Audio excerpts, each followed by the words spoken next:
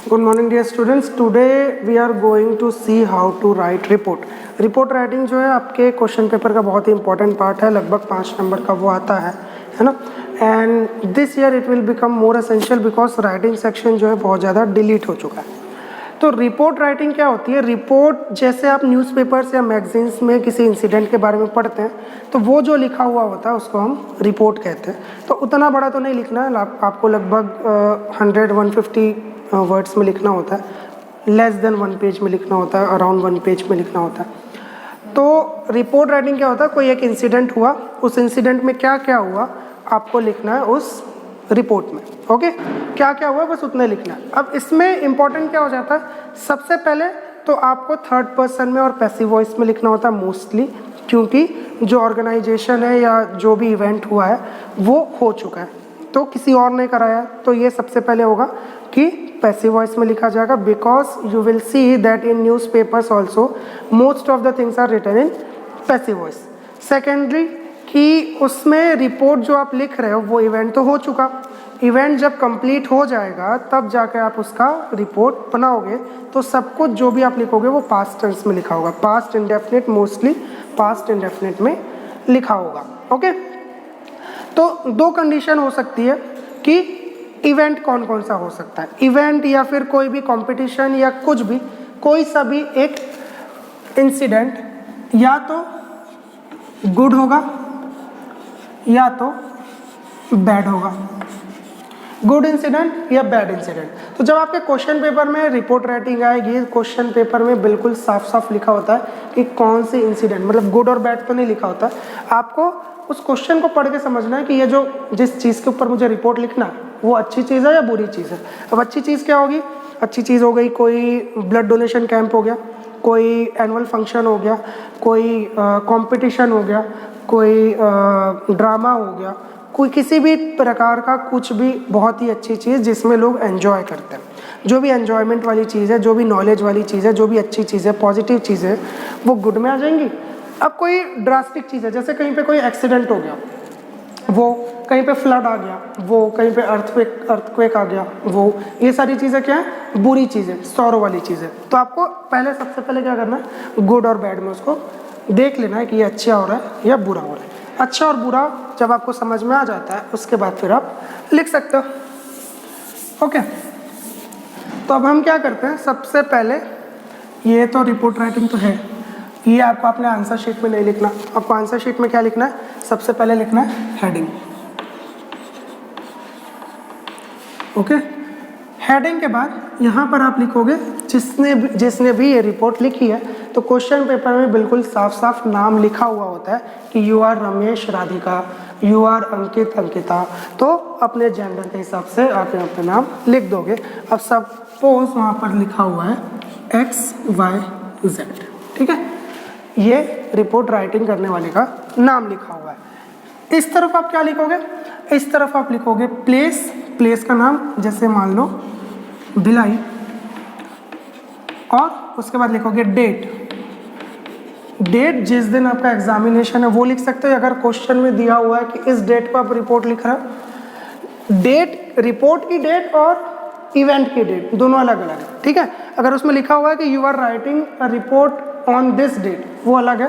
और अगर किसी ने ये क्वेश्चन में दिया हुआ है कि blood donation camp took place on 5 अक्टूबर, तो वो अलग है, ठीक है.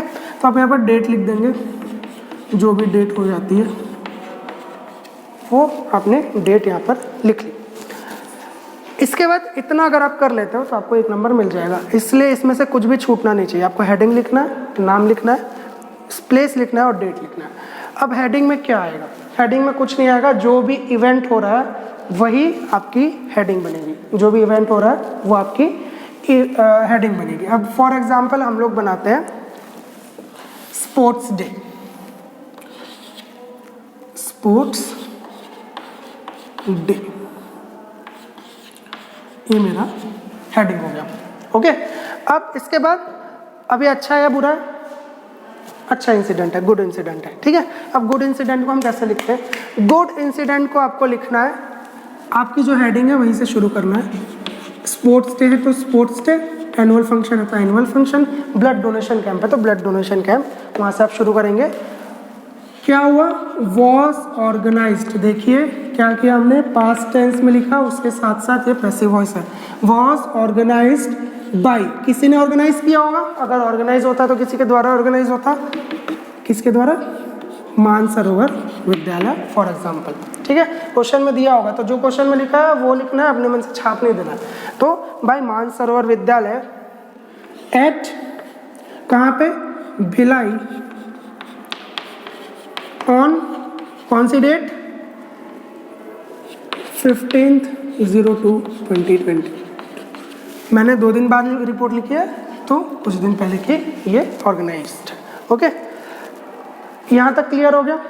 अब इतना आपका बन जाता है शुरुआत, यहाँ पर आपका क्या बन जाता है, बिल्कुल शुरुआत बन जाता है। यहाँ से आप शुरू करेंगे एंड इसके बाद क्या होगा, many students participated in competitions होंगे, कॉम्पिटिशन्स, स्पोर्ट्स डे है तो क्या होगा, कॉम्पिटिशन्स होंगे, कॉम्पिटिशन, ठीक है। अगर ब्लड डोनेशन कैंप है तो ब्लड डोनेशन कैंप में भी लोग पार्टिसिपेट ही करते हैं, भाग लेते हैं, है ना, उसमें भी भाग ही लेते हैं। अगर कोई ड्रामा कंपटीशन है तो उसमें भी लोग पार्टिसिपेट करते हैं, सिंगिंग कंपटीशन है उसमें भी पार्टिसिपेट करते हैं। तो अभी यहाँ पर स्कूल है तो स्टूडेंट हो गए, ब्लड डोनेशन कैंप होगा, हो सकता है कहीं बाहर हो रहा होगा तो वहाँ स्टूडेंट के अलावा और भी लोग होंगे तो पीपल कर लेंगे स्टूडेंट्स की जगह। तो ये आपका हो गया फर्स्ट पैराग्राफ, इसी में बन जाएगा। सेकेंड पैराग्राफ में आप क्या लिख सकते हो, सेकेंड पैराग्राफ में आप लिख सकते हो बहुत सारी चीज़ें, दैट आप 1-2 लोगों का नाम लिख लो कि जैसे कि क्या क्या हुआ उस स्पोर्ट्स डे में, क्या क्या हुआ स्पोर्ट्स डे में, क्रिकेट हुआ, फुटबॉल हुआ, कबड्डी हुआ, खो खो हुआ। आप लिख दीजिए कि Rakesh won the man of the match in cricket competition, या पहले आप लिख दीजिए cricket competition was held and Rakesh Sharma became man of the match in the competition. There was kho-kho competition also and team blue won the kho-kho competition। ये सब दिमाग का खेल है कि आपने 2-3 अलग अलग स्पोर्ट्स अपने मन से बना लिए कि स्पोर्ट्स डे में हम लोग ये कंपटीशन कर रहे हैं, ये फंक्शन हो रहा है। तो क्रिकेट हो रहा है तो कौन सी टीम जीत रही है, कौन मैन ऑफ द मैच बन रहा है, खो-खो हो रहा है तो कौन सी टीम जीत रही है, कौन मैन ऑफ द मैच बन रहा है, शॉर्ट पुट हो रहा है तो फर्स्ट कौन आया, रेस हो रही है तो फर्स्ट कौन आया। 1-2 बस लिखने, 4-5 नहीं लिखने, 1-2 लिखोगे आपका लगभग यहाँ तक आ जाएगा, है ना, यहाँ तक आ जाएगा। पहले एक इवेंट होगा, ऑर्गेनाइज होगा, उसके बाद कोई उसमें जीतेगा, हो गया, ठीक। अब सपोज यहाँ तक खत्म हो गया, मैंने लिख दिया यहाँ पर राकेश वॉन MOM, MOM मतलब मैन ऑफ द मैच, ठीक है। मैं शॉर्ट में लिख रहा हूँ बिकॉज बहुत लंबा लेंथी वीडियो हो जाता है। Rakesh won man of the match, okay. अब इसके बाद आप क्या करोगे, इसके बाद आप क्या करोगे, इसके बाद आप बोलोगे द चीफ गेस्ट। हर चीज़ में चीफ गेस्ट होता है अगर कोई कंपटीशन होता है। अब ऐसा कोई कैंप वैम्प है, ब्लड डोनेशन कैंप है, वहाँ पे चीफ गेस्ट नहीं होता है तो आप चीफ गेस्ट वॉज नहीं लिखोगे, चीफ गेस्ट किसी को भी बुला लेना, है ना। जनरली हम क्या करते हैं, किसी MLA MP को बुला लेना, लोकल MLA। कौन है हमारे लोकल MLA अभी, मिस्टर देवेंद्र यादव, ठीक है, उनका नाम लिख दिया। उसके बाद ही गेव अ स्पीच। अब वो जब भी कोई चीफ गेस्ट आता है तो क्या होता है, एक स्पीच देता है। स्पीच देता है, किससे रिलेटेड देता है, स्पोर्ट्स डे में आया तो स्पोर्ट्स डे पे, एनुअल डे में आया तो एनुअल डे के ऊपर, कंपटीशन है सिंगिंग का तो सिंगिंग के ऊपर, म्यूजिक के ऊपर, on music and how it helps to live our life peacefully. जैसे भी, या अगर स्पोर्ट्स है तो how sports helps us to be more healthy and more fit and teaches us to be together in team. ऐसे करके आप जो भी बिल्कुल एकदम सिंपल सेंटेंसेस बना के he gave speech on the benefits of sports in our life या इन स्टूडेंट्स लाइफ। स्कूल में है तो इन स्टूडेंट्स लाइफ। आई होप आपको समझ में आ रहा है, ठीक है। उसके बाद ही डिस्ट्रीब्यूटेड, अब चीफ गेस्ट आता है तो क्या होता है, प्राइज डिस्ट्रीब्यूट करता है। He distributed prize to the winning candidates या विनिंग पार्टिसिपेंट्स या विनिंग टीम्स। ऐसा करके आपने लिख लिया, ठीक, यहाँ तक हो गया। ब्लड डोनेशन कैंप है तो जो organisation blood donation camp organise करा रही है उसके हेड को, द हेड ऑफ, जैसे मान लो the blood donation camp was organised by Red Cross, तो क्या होगा, local head of the Red Cross said that blood donation is very important in our life because it saves others life। ऐसे करके आप जोड़ देंगे। यहाँ पे कोई डिस्ट्रीब्यूशन नहीं होगा, कोई स्पीच नहीं होगा, वो एक इंटरव्यू जैसा होगा, जैसे कि मीडिया को एक छोटा सा इंटरव्यू दिया जाता है। ठीक है, समझ में आ रहा है? तो ऐसे करके आप करेंगे, ऐसा करके करेंगे, फिर क्या हो जाएगा, and at the end this event was organized successfully। खत्म, this event was organized successfully and खत्म। इतना ही करना है, ये आपको हर जगह लिखना है। इसके बाद आपको क्या करना है, जो आपका इवेंट हो रहा है उसके हिसाब से 2-3 लाइन लिखनी है, एक चीफ गेस्ट बुलाना है, उसकी 2-3 लाइन लिखनी है, ख़त्म कर देना है, आपका रिपोर्ट हो गया।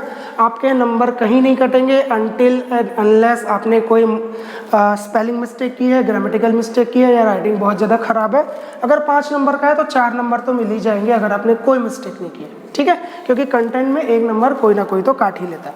तो 5 में से 4 बिल्कुल मिल जाएंगे। बहुत ही ईजी होता है और बहुत ही ईजी स्कोरिंग ये क्वेश्चन होता है।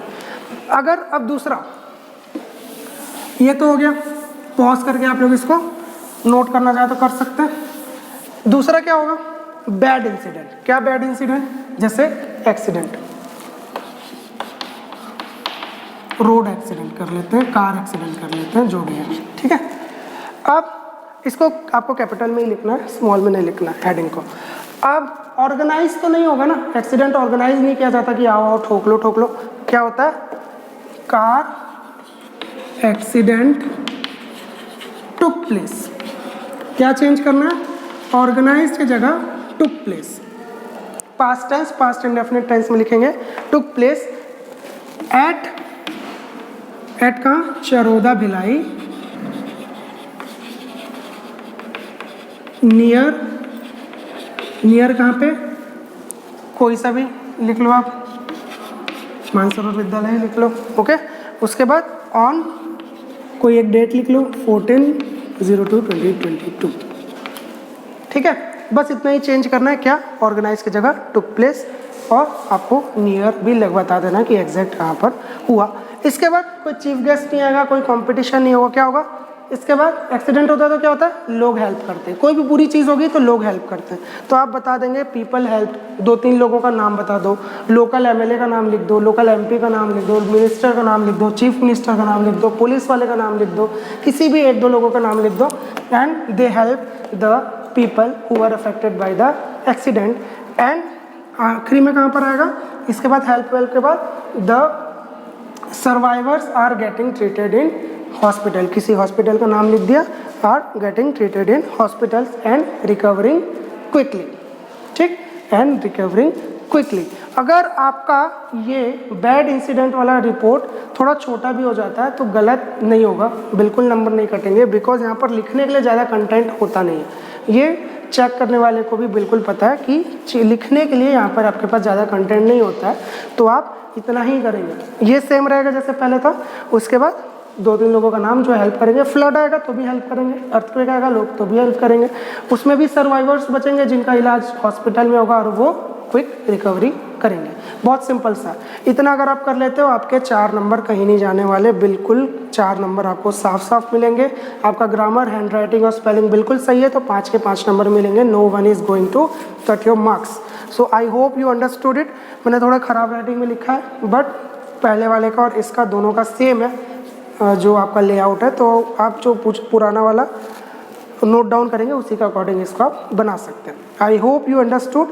थोड़ा मैंने इसको जल्दी करने की कोशिश की, अगर नहीं समझ में आता तो you can ask me, I will make another video. थोड़ा रिवाइज जब हम करेंगे तो इसको एक बार और हम पढ़ेंगे ज़रूर। Okay, thank you for listening to me, have a very nice day.